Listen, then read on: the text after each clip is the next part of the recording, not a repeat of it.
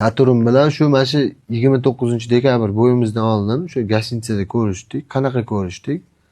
Taysonni men o'sha anaqadan tarozidan chiqib kelayotganda, tarozi nima, media kunidan videoga olinadigan kun. O'sha yerdan chiqib kelayotganimda o'tirgan ekan ular.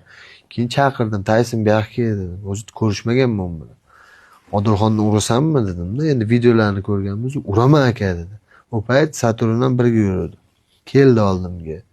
Tanimaymiz, bir-birimizni ko'rmaganmiz. Aka assalomu alaykum deb kelib quchoqlashib ko'rishdi.